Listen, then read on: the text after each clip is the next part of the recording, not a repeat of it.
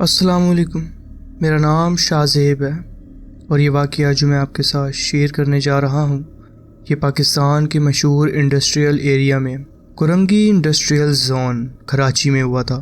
یہ علاقہ مشہور تھا اپنے بڑے پیمانے پر چلنے والی انڈسٹریز، فیکٹریز اور ویئر ہاؤسز کے لیے۔ ہر وقت یہاں ٹرکس اور مزدور دکھائی دیتے تھے جو دن بھر کام میں مصروف رہتے تھے، مگر جیسے ہی سورج ڈھلتا یہ جگہ ایک دم خالی اور سنسان ہو جاتی تھی۔ نہ کوئی آدمی دکھائی دیتا تھا، نہ کوئی آواز سنائی دیتی تھی، صرف کہیں دور سے کسی لٹکتی ہوئی بلب کی ہلکی سی جھلمل یا رات کی خاموشی کو چیرنے والی کسی جانور کی چیخ سنائی دیتی تھی۔ 10 سال سے بھی زیادہ ہو گئے جب میں وہاں ایک سیکیورٹی گارڈ کی نوکری کرتا تھا۔ یہ نوکری آسان نہیں تھی، خاص طور پر رات کے وقت جب ہر جگہ اندھیرا ہوتا ہے اور صرف ہماری ٹارچز کی روشنی ویئر ہاؤسز کے دروازے اور اندھیرے راستوں کو روشن کرتی ہیں۔ یہ ایک بڑا بزنس سینٹر تھا جس میں مختلف قسم کی انڈسٹریز موجود تھیں، ٹیکسٹائل ملز، کیمیکل فیکٹریز اور کچھ پرانے ویئر ہاؤسز جو کب کے بند ہو چکے تھے۔ دن کے وقت یہ جگہ انتہائی مصروف رہتی تھی، ہر طرف مشینری کا شور، ورکرز کی آوازیں اور چلتی پھرتی گاڑیاں اس جگہ کو زندہ رکھتی تھی۔ لیکن رات ہوتے ہی یہ جگہ ایک مکمل ویران اور الگ دنیا کا حصہ لگتی تھی۔ صرف سیکیورٹی گارڈز اور چند ایک لوگ دکھائی دیتے جو اپنی ڈیوٹی پر موجود ہوتے تھے۔ سیکیورٹی ٹیم کے طور پر ہماری ذمہ داری تھی کہ ہر فیکٹری کے کام کرنے والوں اور ان ٹرکس کی چیکنگ کریں جو اندر اور باہر جا رہے ہوتے تھے۔ یہ پروسیس بہت سخت تھا کیونکہ اکثر چوری یا اللیگل ایکٹیویٹی کا خطرہ رہتا تھا۔ 3 مختلف جگہ سیکیورٹی گارڈ کے لیے مقرر کی گئی تھی۔ ایک چیک ان اسٹیشن جہاں سے سب ٹرکس اور لوگ گزرتے تھے، ایک پیٹرول گارڈ جو گاڑی میں انڈسٹریل زون کا چکر لگاتا رہتا، اور ایک فوٹ پیٹرول گارڈ جو صرف پیدل چلتا اور ہر چھوٹی سے چھوٹی جگہ کی نگرانی کرتا تھا۔ ہر کسی کی ڈیوٹی اپنی جگہ اہم تھی، لیکن فوٹ پیٹرول گارڈ کی ڈیوٹی سب سے مشکل اور سب سے زیادہ تنہا تھی۔ مجھے زیادہ تر رات کے وقت فوٹ پیٹرول کی ڈیوٹی ملتی تھی، جمعے کی رات 5 بجے شام سے 5 بجے صبح تک۔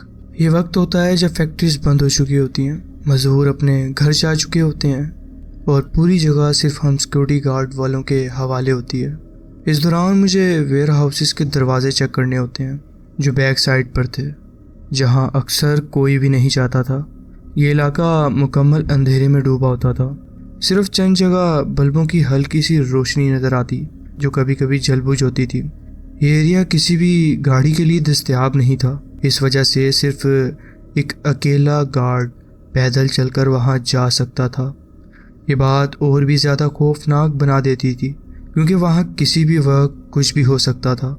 یہ ویئر ہاؤس اکثر بند یا ترک ہو چکے تھے، کچھ تو اتنے پرانے تھے کہ ان کی دیواریں بھی ٹوٹ چکی تھیں، اور اندھیرے میں یہ جگہ کسی ہارر فلم کا سین لگتی تھی۔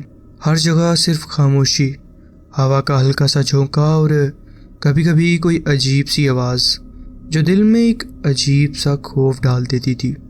اس انڈسٹریل ایریا کے ایک سائڈ پر ایک پرانا ریلوے ٹریک بھی تھا جو اس جگہ کی تنہائی اور ویرانی کو اور بھی زیادہ بھیانک بنا دیتا تھا۔ یہ ٹریک اکثر دن بھر سنسان رہتا، مگر رات کے اندھیرے میں کبھی کبھی کوئی ٹرین گزر جاتی تھی۔ اچانک سے آنے والی ٹرین کے ہارن اتنا زیادہ اور زور سے ہوتا تھا کہ جیسے پوری رات کی خاموشی کو چیر کر ایک عجیب سی گنگناہٹ چھوڑ جائے۔ کبھی کبھی یہ ہارن اتنا اچانک اور زور کا لگتا تھا کہ ہم سیکیورٹی گارڈ والوں کا بھی دل ایک دم اچھل جاتا تھا۔ پہلے تو ہمیں عادت نہیں تھی، مگر پھر ہم اس پر مزہ لینے لگے۔ جب بھی ٹرین کا ہارن سنائی دیتا ہم اونچی اونچی آواز لگاتے۔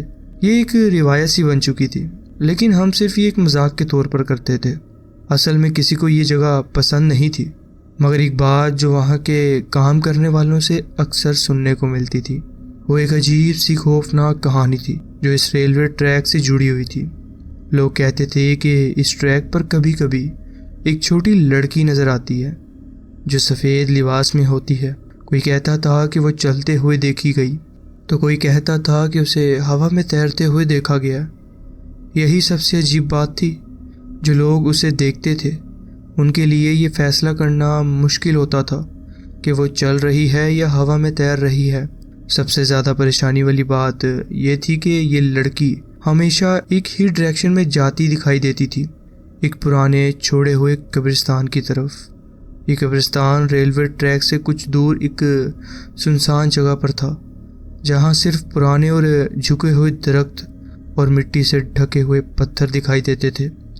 کئی لوگ کہتے تھے کہ اگر کوئی اس لڑکی کو پکارتا بھی تو وہ بنا کسی کو کوئی جواب دیے بس چلتی رہتی، نہ رکتی، نہ مڑ کر دیکھتی، نہ ہی کسی آواز کا جواب دیتی، جیسے اسے اس دنیا سے کوئی لینا دینا ہی نہ ہو۔ مزے کی بات یہ تھی کہ جو ویئر ہاؤس کے آس پاس سیکیورٹی گارڈ کیمراز لگے ہوئے تھے ان میں کبھی بھی یہ لڑکی ریکارڈ نہیں ہوئی تھی۔ یہ بات اور بھی زیادہ عجیب اور ڈراؤنی تھی۔ اگر اصل میں کوئی لڑکی وہاں ہوتی تو کیمراز میں ریکارڈ بھی تو ہوتی۔ کیا یہ صرف رات کے اندھیرے میں کسی کی آنکھوں کا دھوکہ تھا، یا پھر اصل میں کوئی ایسی چیز تھی جو صرف انسانی آنکھوں کو نظر آ رہی تھی لیکن کیمراز اسے دیکھ نہیں پا رہے تھے؟ جو پرانے سیکیورٹی گارڈز تھے جو مجھ سے پہلے اس جگہ پر کام کر چکے تھے، وہ اس بات پر پورا یقین رکھتے تھے کہ یہ لڑکی اصل میں موجود ہے۔ کئی لوگوں نے اسے دیکھا تھا مگر کسی کے پاس کوئی ثبوت نہیں تھا۔ یہ صرف ایک افسانہ نہیں تھا، یہ ایک ایسی حقیقت تھی جو صرف انہی لوگوں کو سمجھ آتی تھی جو رات کے اندھیرے میں اکیلے اس جگہ پر گزرتے تھے۔ سب سے ڈراؤنا واقعہ جو میں نے وہاں دیکھا، یہ گرم جولائی کی ایک رات تھی، 2007 کا سال۔ موسم انتہائی گرم تھا، لیکن کراچی کی راتوں کا ایک الگ ہی منظر ہوتا ہے۔ رات کے 12 بج رہے تھے اور ہوا اتنی بے جان تھی کہ لگتا تھا پوری دنیا رک سی گئی ہے۔ اس وقت میری ڈیوٹی تھی ایک ایلومینیم فیکٹری چیک کرنے کی۔ یہ فیکٹری دوسری جگہوں سے مختلف تھی کیونکہ یہاں صرف دروازے چیک نہیں کرنے ہوتے تھے بلکہ مشینری کی ریڈنگ میٹرز بھی دیکھنے ہوتے تھے جو فیکٹری کے اندر لگے ہوتے تھے۔ یہ میٹرز فیکٹری کے دوسری منزل پر تھے جہاں پہنچنے کے لیے لوہے کی سیڑھیاں چڑھنی پڑتی تھیں۔ اس وقت تک فیکٹری کا ہر کونا اندھیرے میں ڈوبا ہوا تھا، صرف میری ٹارچ کی روشنی تھی جو والز پر عجیب عجیب شیڈو بنا رہی تھی۔ مشینری بند تھی لیکن پھر بھی ایک عجیب سی میٹل والی بدبو فیکٹری کے اندر چھائی ہوئی تھی۔ جب میں سیڑھیاں چڑھ رہا تھا مجھے محسوس ہوا جیسے کوئی نیچے سے مجھے دیکھ رہا ہو، مگر جب میں نے نیچے دیکھا تو صرف اندھیرا تھا، بے جان اور خاموش۔ لیکن یہ رات صرف خاموشی تک محدود نہیں رہی۔ جب میں آخری میٹر چیک کر کے واپس اترنے لگا تو مجھے محسوس ہوا جیسے کوئی مجھے دیکھ رہا ہو، وہ محسوسیت جو انسان تب محسوس کرتا ہے جب کوئی اس کے پیچھے ہو۔ ایک عجیب سی گھبراہٹ جو بنا کسی وجہ کے دل کی دھڑکن تیز کر دیتی ہے۔ پورا فلور سنسان تھا، صرف میری سانس اور کہیں دور کسی میٹل پائپ کی ہلکی سی آواز گونج رہی تھی۔ ٹھنڈی پسینے کی ایک لہر میری گردن کے نیچے کی طرف بہنے لگی۔ میں نے دھیرے سے پیچھے دیکھا اور جو دیکھا اس پر یقین کرنا مشکل تھا۔ مجھ سے صرف 10 فٹ دور ایک عورت کھڑی ہوئی تھی۔ اس نے رات میں سفید لباس پہنا ہوا تھا جو اتنا ہلکا اور پرانا لگ رہا تھا کہ جیسے اسے کسی نے تراشا ہو۔ اس کا چہرہ آدھا سائے میں تھا مگر مجھے محسوس ہوا کہ وہ سیدھا مجھے دیکھ رہی ہے۔ نہ اس کی آنکھیں چمکتی تھیں، نہ کوئی اظہار تھا، صرف ایک برف جیسی ٹھنڈی نگاہ جو سینے کے اندر ایک عجیب سی سرسراہٹ ڈال رہی تھی۔ سب سے ڈراؤنی بات یہ تھی کہ یہ سمجھنا مشکل تھا کہ وہ اچانک یہاں کیسے آ گئی۔ میں فیکٹری کے اندر اکیلا تھا اور لوہے کی واک وے پر بنا آواز چلنا ممکن نہیں تھا۔ اگر کوئی آتا تو اس کے قدموں کی آواز ضرور سنائی دیتی، مگر یہ عورت جیسے ہوا سے نکل کر سامنے آ گئی تھی۔ میری کمر پر ایک ٹارچ لٹک رہی تھی مگر اسے اٹھا کر چلانا مجھے اس وقت ممکن نہیں لگا۔ ایسے لگا جیسے میرا جسم جم گیا ہو، جیسے کوئی انجان طاقت مجھے ہلنے سے روک رہی ہو۔ ہر سیکنڈ ایک سال جیسا لگ رہا تھا اور سمجھ نہیں آ رہا تھا کہ اگلا پل کیا لانے والا ہے۔ اور پھر اس عورت نے اپنا بایاں ہاتھ اٹھایا، اپنے بالوں کے نیچے سے اپنے چہرے کو پکڑا اور دھیرے دھیرے اپنا سر اپنی گردن سے الگ کر دیا۔ یہ کوئی دھوکہ نہیں تھا، کوئی چھلاوا نہیں تھا۔ میں نے صاف دیکھا تھا کہ اس کا سر اس کے ہاتھ میں ہے اور وہ اسے اپنے جسم سے الگ اٹھا چکی تھی۔ سر کا رخ اب بھی میری طرف تھا اور اس کے چہرے پر ایک عجیب سی بے جان مسکراہٹ تھی، ایسی مسکراہٹ جو انسان کے اندر کسی چھپے ہوئے ڈر کو جگا دیتی ہے۔ اس کے ہونٹ ہل رہے تھے جیسے وہ کچھ کہہ رہی ہو، مگر کوئی آواز نہیں نکل رہی تھی۔ مجھے محسوس ہوا کہ اگر میں ایک پل بھی وہاں رکا تو یہ چیز مجھے ختم بھی کر سکتی ہے۔ میں سیڑھیاں اتر کر بجلی کی رفتار سے بھاگ گیا۔ مجھ میں چیخنے کی بھی طاقت نہیں تھی، جیسے میری آواز گلے میں ہی اٹک گئی ہو۔ صرف ایک ہی چیز دماغ میں چل رہی تھی، یہاں سے جتنی دور بھاگ سکتا ہوں اتنی دور بھاگ جاؤں۔ میرا دل اتنی زوروں سے دھڑک رہا تھا کہ لگ رہا تھا کہ سینے سے باہر آ جائے گا۔ میں نے بنا رکے، بنا پیچھے دیکھے انڈسٹریل زون کے دوسرے کنارے تک بھاگتا گیا۔ ہر فیکٹری، ہر ویئر ہاؤس ایک دھند میں چھپا نظر آ رہا تھا۔ یہ جگہ جو مجھے کبھی نارمل لگتی تھی اب ایک عجیب سی محسوس ہو رہی تھی، جیسے ہر طرف کی نظریں مجھے دیکھ رہی ہوں۔ جب میں آخر ایک جگہ جا کر رکا اور اپنی سانس سنبھالی تو دماغ یہ ماننے کو تیار نہیں تھا کہ جو میں نے دیکھا وہ اصل میں تھا یا صرف میرا دماغ کا وہم تھا۔ مگر جتنا اس بات کو سمجھنے کی کوشش کرتا اتنی ہی میری حالت اور خراب ہوتی گئی، کیونکہ اگر یہ صرف ایک وہمی منظر ہوتا تو اتنا اصل کیوں تھا؟ اور اگر یہ اصل تھا تو یہ عورت کون تھی؟ کیا وہ واقعی وہاں تھی یا کچھ اور جو صرف مجھے دکھائی دیا؟ اس رات کے بعد میں نے کبھی اس فیکٹری کے اندر اکیلے جانے کی ہمت نہیں کی، حالانکہ اس وقت وہاں صرف سیکیورٹی گارڈز تھے، کوئی اور فیکٹری ورکر نہیں تھا۔ یہ انڈسٹریل زون کے سخت رولز تھے کہ کوئی بھی وہاں بنا پرمیشن کے نہیں آ سکتا تھا، خاص طور پر رات کے وقت جب ہر جگہ سیکیورٹی پوائنٹس ایکٹیویٹ ہوتے تھے، ہر انٹری اور ایگزٹ ریکارڈ ہوتی تھی، اور بنا چیک ان کے کسی اجنبی کا اندر آنا ناممکن تھا۔ اس بات کا تسلی سے یقین تھا کہ جو کچھ میں نے دیکھا وہ کسی انسانی شرارت کا حصہ نہیں ہو سکتا تھا۔ میں اس رات واپس ایلومینیم فیکٹری نہیں گیا۔ میں نے ایک جھوٹی کہانی بنائی کہ مجھے گھر پر ایمرجنسی ہے اور بنا کسی اور سوال جواب کے شفٹ چھوڑ کر چلا گیا۔ یہ پہلی دفعہ تھا کہ میں نے بنا کسی پراپر رپورٹ کے ڈیوٹی چھوڑ دی تھی۔ سپروائزر نے مجھے صرف ایک بار دیکھا اور اس کے چہرے پر ایسی مسکراہٹ آئی جو صرف سمجھنے والوں کی ہوتی ہے۔ اس نے کچھ نہیں کہا، کوئی سوال نہیں کیا۔ شاید اس نے میری آنکھوں میں وہ ڈر دیکھ لیا تھا جو لفظوں میں بیان نہیں کیا جا سکتا تھا۔ میں نے یہ بات کسی کو نہیں بتائی، نہ اپنے دوستوں کو، نہ سیکیورٹی والوں کو۔ مجھے ڈر تھا کہ لوگ مجھے پاگل سمجھیں گے یا جھوٹا سمجھیں گے۔ لوگ ایسے واقعات سن کر صرف مزہ لیتے ہیں، ان کا مذاق بناتے ہیں اور پھر بھول جاتے ہیں، مگر جو شخص ایسے واقعات کا حصہ بنتا ہے اس کے لیے یہ صرف ایک کہانی نہیں رہتی، یہ ایک گہرا زخم بن جاتی ہے جو ہر رات دماغ کے کسی کونے میں دبے پاؤں لوٹ آتی ہے۔ یہ تھا میرا واقعہ جو میں آپ کے ساتھ شیئر کرنا چاہتا تھا۔ جی بہت بہت شکریہ، آپ نے اپنی کہانی ہمارے ساتھ شیئر کی۔ بڑھتے ہیں اپنی نیکسٹ سٹوری کی طرف۔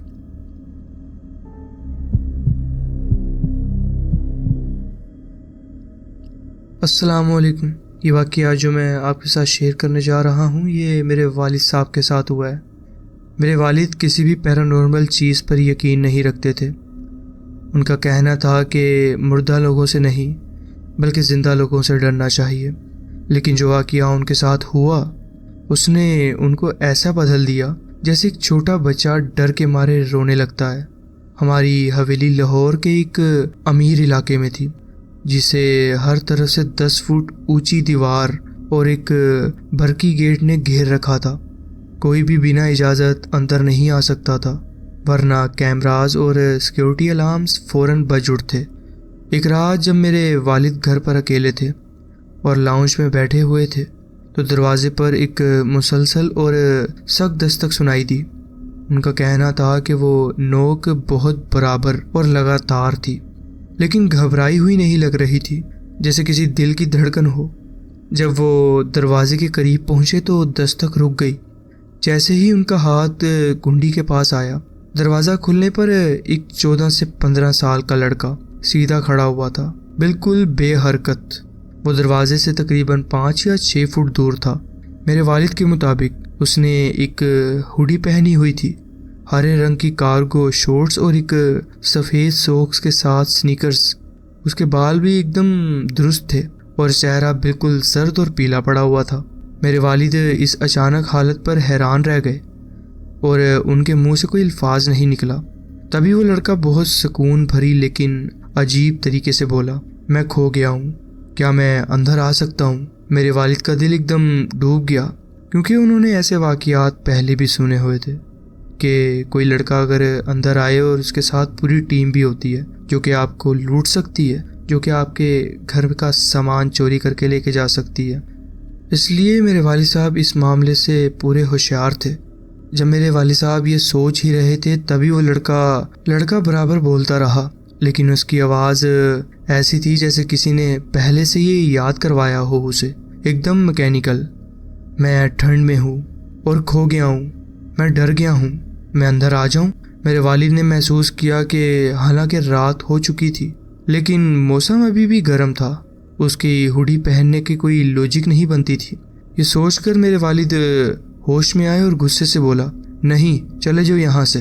لڑکا پھر بھی ویسے ہی کھڑا رہا، پھر دھیرے سے بولا، میں صرف ایک بچہ ہوں، مجھے ٹھنڈ لگ رہی ہے، کیا میں اندر آ جاؤں؟ اس بار اس نے اپنا سر تھوڑا اٹھایا اور میرے والد کے سامنے ایک ایسی چیز تھی جو انہوں نے کبھی نہیں دیکھی تھی۔ اس لڑکے کی آنکھیں بالکل سفید تھیں، بنا کسی پتلی کے۔ جب میرے والد کی نظر اس کی آنکھوں سے ملی تو انہوں نے محسوس کیا جیسے ان کے اندر کوئی چیز مرجھانے لگی ہو، جیسے روح سوکھ رہی ہو۔ لڑکی کی آواز اب اور تیز ہو گئی تھی، لیکن والد صاحب کے مطابق اس کے ہونٹ ہل نہیں رہے تھے۔ علی، تمہارا رویہ بہت برا ہے، مجھے اندر آنے دو، تم اکیلے ہونا گھر میں۔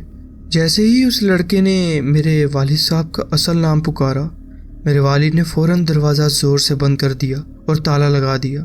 انہوں نے فوراً سارے گھر کی لائٹس بند کر دی، سیکیورٹی سسٹمز چالو کر دیے اور لاؤنج کے کونے میں بیٹھ گئے۔ لیکن جب وہ وہاں اکیلے بیٹھے ہوئے تھے تبھی انہوں نے محسوس کیا کہ کوئی ان کی لاؤنج کی کھڑکی پر دستک دے رہا ہے، مگر ان کی ہمت نہیں ہوئی کہ وہ پردہ ہٹا کر دیکھیں۔ جب میں نے ان سے پوچھا کہ انہوں نے پولیس کو کیوں نہیں بلایا تو ان کا کہنا تھا کہ ان کا جسم ایک دم جم گیا تھا اور انہیں محسوس ہو رہا تھا اگر وہ لڑکا بھی اندر آنا چاہتا تو وہ بھی بنا کسی رکاوٹ کے اندر آ سکتا تھا۔ بعد میں نے ریسرچ کی تو مجھے بلیک آئیڈ چلڈرن کے بارے میں معلومات ملی جو بالکل اسی طرح بیہیو کرتا ہے، مگر میرے والد صاحب کا کہنا تھا کہ اس لڑکے کی آنکھیں خالی نہیں بلکہ بالکل سفید تھیں۔ جب سیکیورٹی کیمراز چیک کیے گئے تو کوئی بھی دروازے تک آتا نظر نہیں آیا، نہ ہی کوئی دیوار پار کر کے اندر آیا تھا، اور سب سے عجیب بات یہ تھی کہ لڑکا اسی جگہ پر کھڑا تھا جہاں کوئی بھی کیمراز اسے دیکھ نہیں سکتے تھے، جیسے اسے پہلے سے ہی معلوم ہو کہ کیمراز کون سے اینگل کور کرتے ہیں۔ میرے والد کی زندگی اس واقعے کے بعد بالکل بدل گئی۔ ان کا ویٹ یعنی وزن کم ہو گیا اور انہوں نے نیا سیکیورٹی سسٹم بھی لگوا دیا، لیکن ہر رات سونے سے پہلے وہ گھر کے ہالوے میں چکر کاٹتے ہیں بے چینی سے۔ انہیں ڈر ہے کہ اگر وہ پھر سے واپس آیا تو اس بار دروازہ نوک نہیں ہوگا بلکہ وہ سیدھا اندر آ جائے گا۔ یہ تھا میرا واقعہ جو میں آپ کے ساتھ شیئر کرنا چاہتا تھا۔ جی بہت بہت شکریہ، آپ نے اپنی کہانی ہمارے ساتھ شیئر کی۔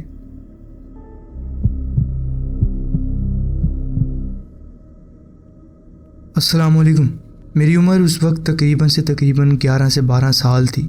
ایک رات مجھے پورا یقین تھا کہ میں نے اپنے گھر میں مجھے ایک بھوت ملا۔ اس رات میں اپنے ڈرائنگ روم میں صوفے پر بیٹھا ٹی وی دیکھ رہا تھا کہ میری نظر ایک پرانے جھولنے والی کرسی پر پڑ گئی جو دھیرے دھیرے آگے پیچھے ہل رہی تھی۔ یہ عجیب تھا کیونکہ کھڑکیاں تو کھلی ہوئی تھیں مگر وہاں سے ہوا نہیں آ رہی تھی۔ اس موسم میں زیادہ ہوا نہیں چل رہی تھی۔ تھوڑا عجیب لگا لیکن میں نے سوچا کرسی پرانی ہے اس لیے اپنے آپ ہل رہی ہوگی، لیکن 1 منٹ بعد وہ رک گئی اور پھر دوبارہ ہلنے لگ گئی۔ اگلی رات جب میں دوبارہ ٹی وی دیکھ رہا تھا تو اچانک شیلف سے ایک کپ گرنے کی آواز سنائی دی۔ کچھ ٹھیک نہیں لگ رہا تھا مجھے، اب کپ اچانک کیسے گر سکتا تھا؟ میں نے سوچا کہ شاید کوئی چھوٹا جانور ہوگا۔ میں فوراً کچن گیا جو لیونگ روم کے بالکل پاس تھا، اور کپ اٹھا کر واپس رکھ دیا۔ اس رات یا اس کے بعد کچھ نہیں ہوا۔ پھر تیسری رات جب میں ڈرائنگ روم میں بیٹھا ہوا تھا، اچانک ٹی وی کے ساتھ والی ٹیبل پر رکھا ہوا ایک پرانا ریڈیو اچانک سے چالو ہو گیا۔ یہ کوئی ہوا کا جھونکا نہیں تھا، ریڈیو صرف تب چلتا تھا جب کوئی ہاتھ سے اسے چلائے۔ اس وقت میری آنکھوں سے آنسو نکل آئے اور میں بھاگتا ہوا اپنے والدین کے کمرے میں چلا گیا، جبکہ ریڈیو کی آواز اب بھی سنائی دے رہی تھی۔ میں سیدھا اندر گیا تو دیکھا کہ میری ماں کسی سے فون پر باتیں کر رہی ہے۔ میں نے انہیں سب کچھ بتایا اور انہوں نے فون پہ کہا ذرا رکنا، اور پھر مجھ سے پوچھا کہ کیا ہوا دوبارہ۔ میں چیخ کر بولا کہ ریڈیو اچانک چالو ہو گیا اور مجھے لگتا ہے کہ کوئی بھوت ہے وہاں پر۔ میری ماں نے آنکھیں گھمائیں اور بولا چلو میرے ساتھ۔ ہم دونوں واپس ڈرائنگ روم میں گئے۔ وہاں جا کر دیکھا تو ریڈیو بند ہو چکا تھا۔ میری ماں نے کہا دیکھا کوئی بھوت وغیرہ نہیں ہوتا۔ میں نے کہا کہ میں سچ کہہ رہا ہوں، لیکن انہوں نے میری بات کا یقین نہیں کیا۔ پھر وہ واپس اپنے کمرے میں چلی گئیں اور فون پر بات کرنے لگیں۔ اس کے بعد کبھی بھی کوئی اچانک حرکات یا عجیب چیزیں محسوس نہیں ہوئیں۔ میں کافی دنوں تک لیونگ روم میں جانے سے ڈرتا رہا، لیکن آخر کار میں نے اپنے ڈر کا سامنا کیا۔ لیکن یہ واقعہ ہمیشہ میری یادوں میں رہے گا۔ مجھے معلوم ہے کہ زیادہ لوگ ایسے معاملات پر یقین نہیں کرتے، لیکن مجھے پورا یقین ہے کہ جب میں چھوٹا تھا تو میرا گھر میں واقعی کچھ ایسی حرکات ہوا کرتی تھیں۔ یہ تھا میرا ایک واقعہ جو میں آپ کے ساتھ شیئر کرنا چاہتا تھا۔ جی بہت بہت شکریہ، آپ نے اپنی کہانی ہمارے ساتھ شیئر کی۔ بڑھتے ہیں اپنی نیکسٹ اسٹوری کی طرف۔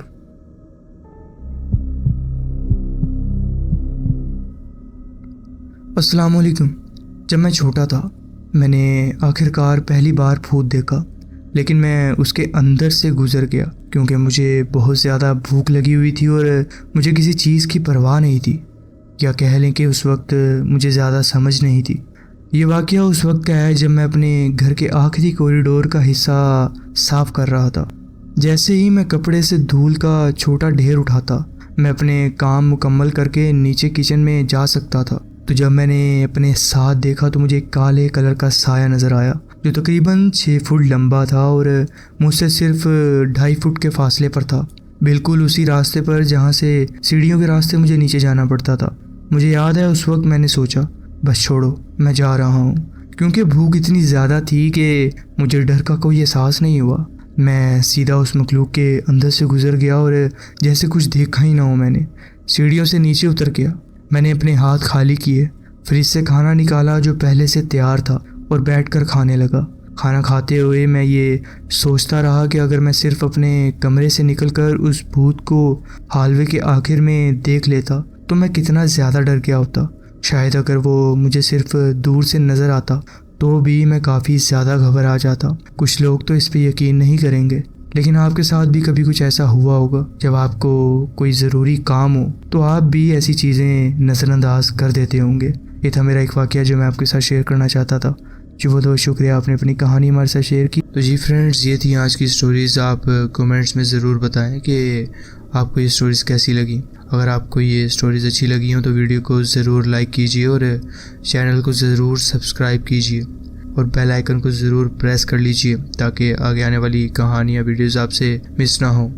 اپنا خیال رکھیں اور ملتے ہیں نیکسٹ ویڈیو میں۔ اللہ حافظ۔